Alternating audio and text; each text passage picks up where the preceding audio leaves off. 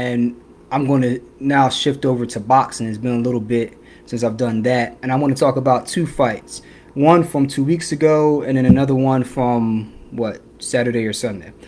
The first one would be Deontay Wilder and his last fight out in Saudi Arabia, and that was a tough one for him, man. That was a really tough one for Deontay Wilder. Now he had come into that fight. He hadn't looked good in his last few. Obviously, the Fury loss, and then he lost to I can't. It wasn't. It might have been Joe Joyce. I can't remember if it was Joe Joyce or not. But he did not look good in that fight.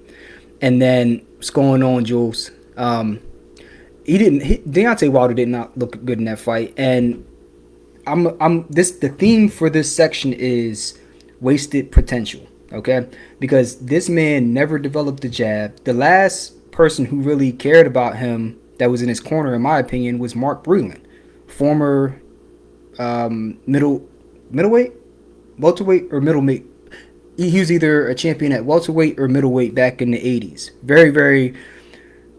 He was a tall guy for his division, and he used his length and his reach and his jab. And he was trying to teach Deontay Wilder that, but he never got through to him, and it came back to bite him.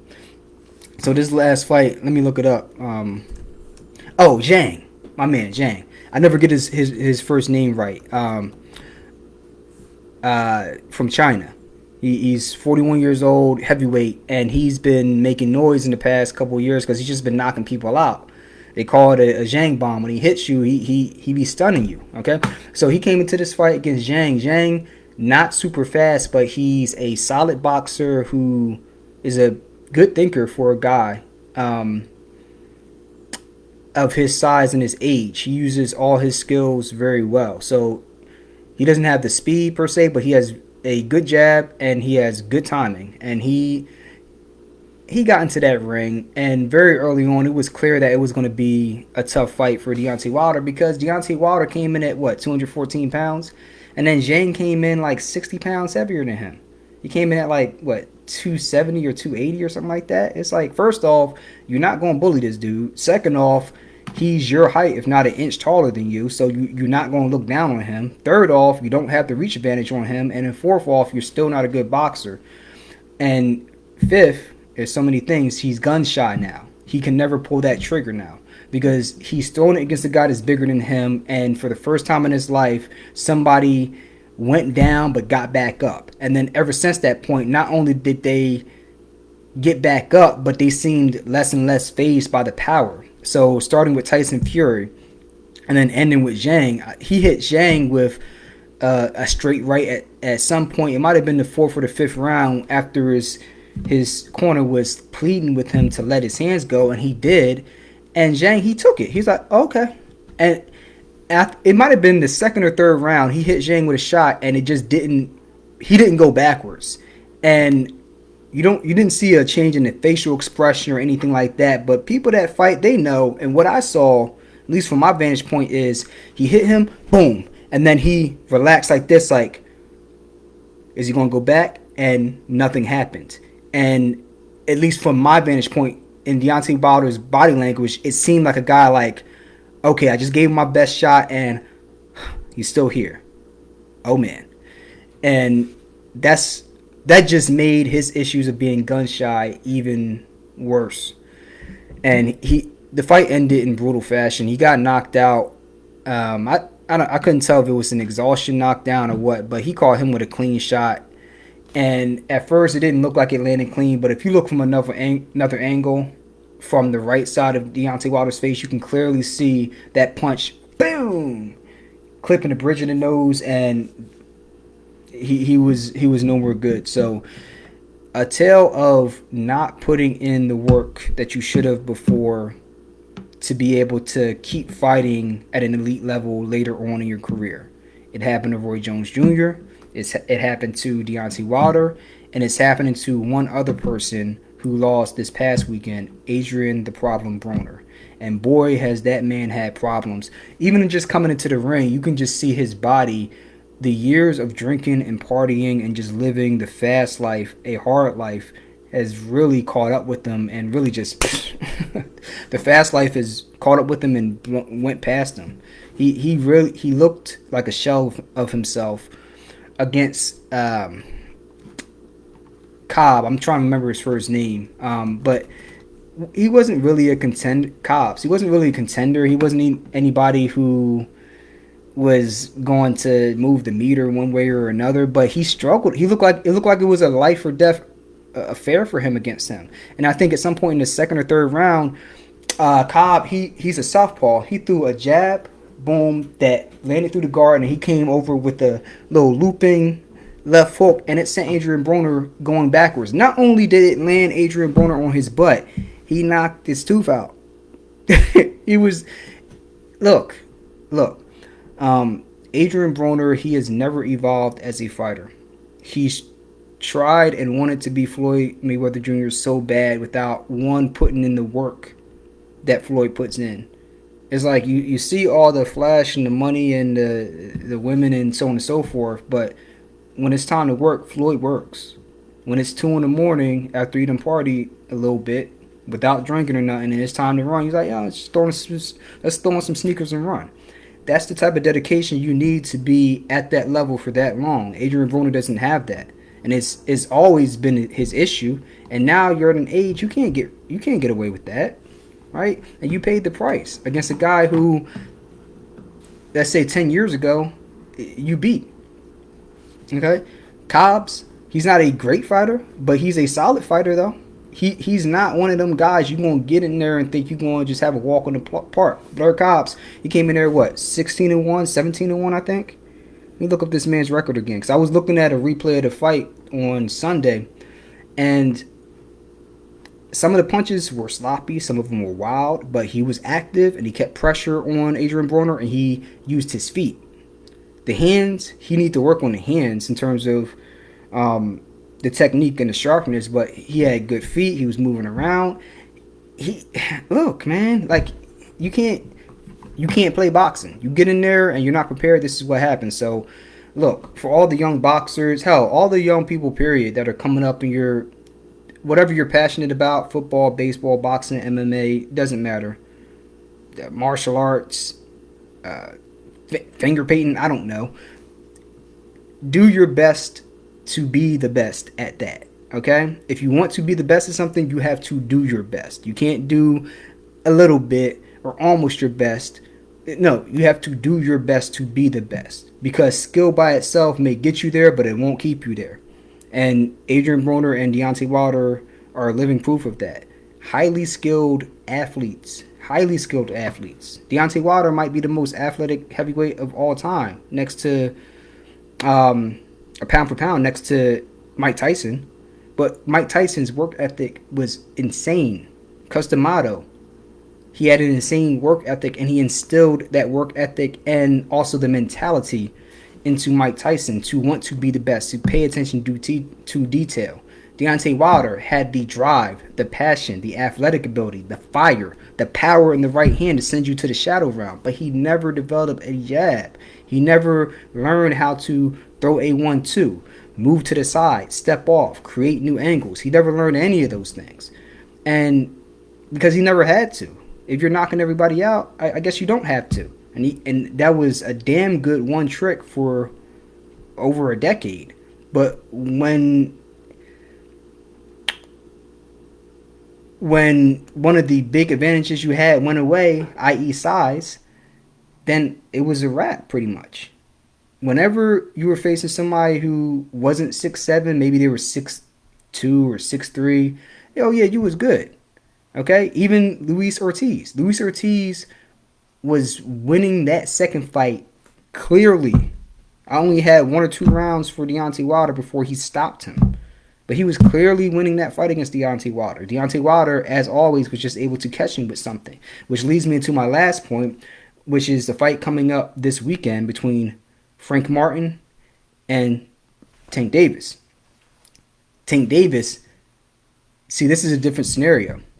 Frank Martin, up-and-coming fighter, trying to take out the young lion in Tank Davis. Tank Davis, I have some of the same critiques for him as I have for Wilder and Broner, just not to the same extent because Tank Davis, he's a very, very good boxer. He's a cerebral boxer. And he has a certain style that works for him, and he knows what he's doing in terms of leaving openings there.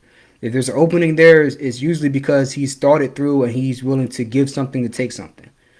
But at a certain point, you're not going to be able to get away with that. And Frank Martin was alluding to that in one of his interviews, saying some of the mistakes you're making in the earlier rounds, you're not going to get away with them against me.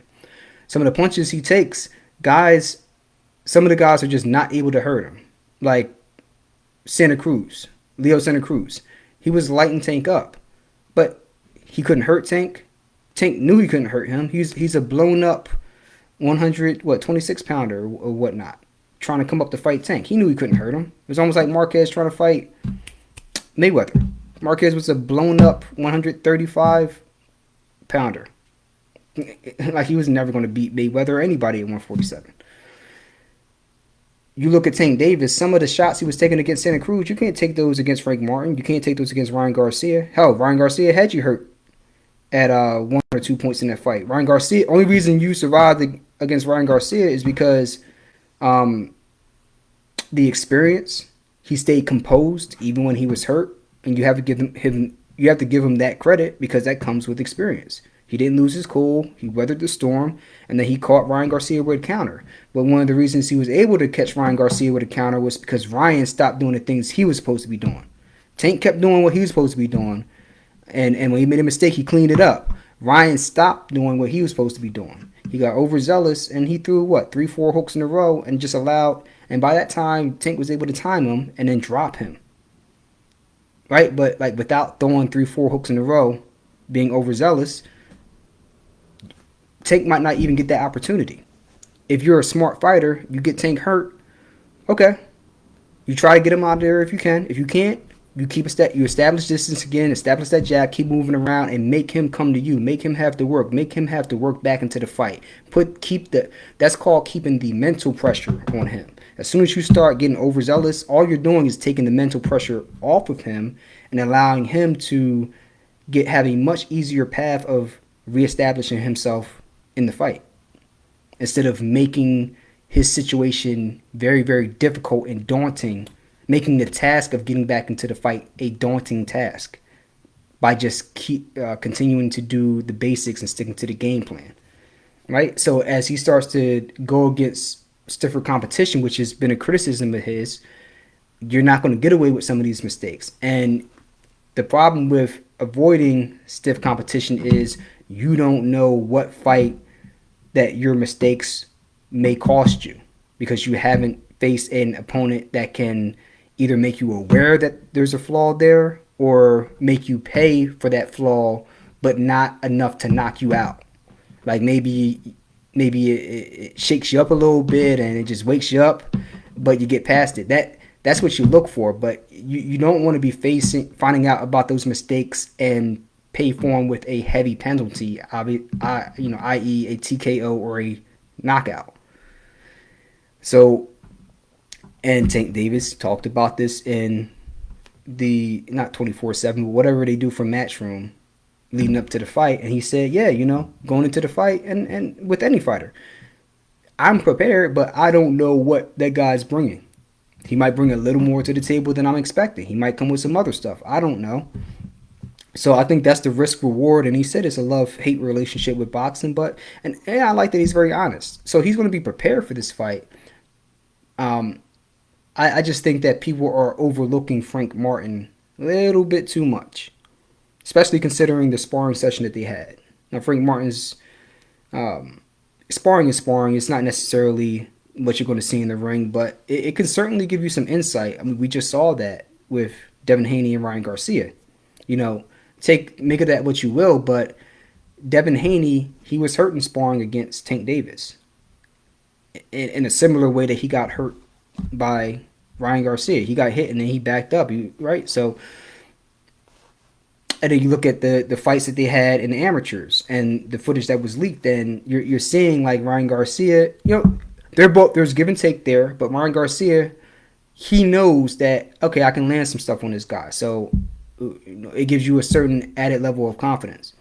Frank Martin, He done sparred with Tank before. So it gives him an added level of confidence. Like, okay, we both didn't show each other everything that we know, but I kind of have a feel for what time he's on, what his temperature is. Like all the talking and barking, yeah, I hear that, but I've seen you in the ring. Like, and vice versa. None of the talking, and see, Frank doesn't talk that much.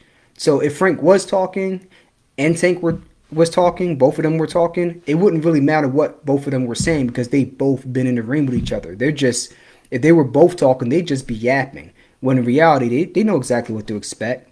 Like if there are things that they had to clean up, they know what they had to clean up. They're not, in their heart of hearts, they know whether they can beat that person or if it's competitive, what things that they do well and what things they need to work on. Like all the talking is tertiary, it's extra.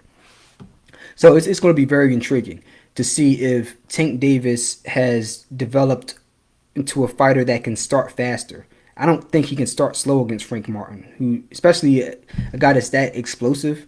If he starts slow and he gets caught with something, especially because Frank Martin has an idea of what he looks like in the ring, Frank Martin going to jump on him and you might not get away with getting hurt early or falling behind early.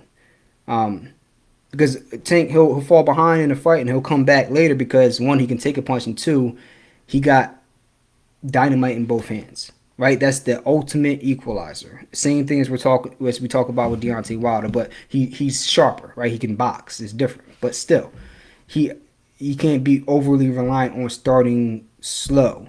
When he downloads the data, let's see how sure he is about it. If he's as sure, if he goes and downloads the data in the same sequence and fashion that he does in every fight, and he has that same level of being comfortable, then I would see him winning by decision. I don't necessarily know if he knocks Frank Martin out, but if he's able to establish, download the data early on and start to establish his jab, I think he wins by decision. But again, I need to look over all the footage and whatnot and think about it further. But that's what I think about it on the surface level. I just think that people are overlooking Frank Martin, and they need to really sit back and look at some of his fights. Look at the sparring footage that they both had, and then make your assessment based off of that. Don't just go off of who's saying what in the media, who's the loudest, who's the flashiest, who has the most charisma. That's all meaningless. Look at the actual fighters and what they look like in the ring against others, and then in this case against each other. So that's my thoughts on boxing. Adrien Broner, A Cautionary Tale, coming back to my theme of wasted potential with Adrien Broner and Deontay Wilder. Again, no disrespect to these fighters, but I just think if I were them, I would send that message to younger fighters. Whatever you're doing, take whatever you're good at and take it from this level all the way beyond. Like, don't stop. Don't ever get comfortable. Even if you think that your check left hook is the best thing since sliced bread, and that was Adrien Broner's bread and butter, develop something else. Develop your jab. Develop your straight right.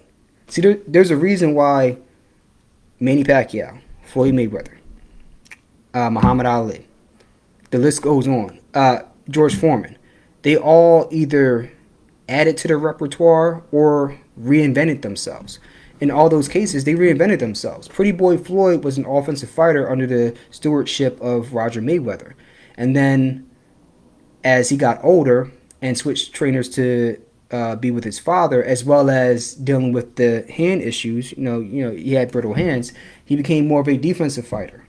He reinvented his style, even though he was able to be very successful doing it. But he made the adjustments. You can't, if you're having problems fighting one way, well, you make the adjustments. And even if you weren't having problems fighting that way, why not just add that to your toolbox anyway? George Foreman lost to Muhammad Ali and lost his identity as a fighter and as a man. Came back a completely different person later in life. Not only did he come back, but he became the oldest heavyweight champion. Right? You look at Manny Pacquiao. Manny Pacquiao, he was a one-fisted fighter when he joined Freddie Roach back in the day. When he beat Ledwaba for the title on 2 weeks' notice, he was a one-handed fighter. He beat a great fighter in Ledwaba with one hand, per se. Like, obviously he was throwing his left, but he didn't really have the coordinate. Well, he was throwing his right, but he didn't really have like the power or coordination with it. He was just a straight. He just was throwing straight lefts at first. Once he developed that straight right after his first fight with Marquez, he became a completely different beast. And then after losing to Marquez in the fourth fight, he came back and reinvented himself again and became a smarter and more tactical fighter, even more so than he was before.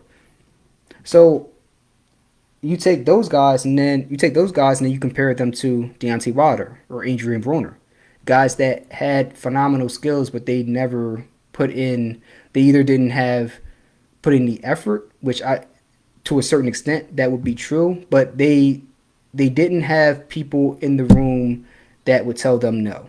And the last guy that Wilder had was Breland, and then the last guy that Adrien Broner had was, I guess, Floyd Mayweather, who was kind of like an older brother and mentor to him, but I think he was too immature to listen to Floyd. Like, look, I have my criticisms for Floyd, but Floyd gives good advice on many different things, and he was trying to lead him and coach him and school him, but like, you can't make a guy do certain things or live a certain way. He has to do that for himself. And Adrian, he just never had anybody to really discipline him as a fighter.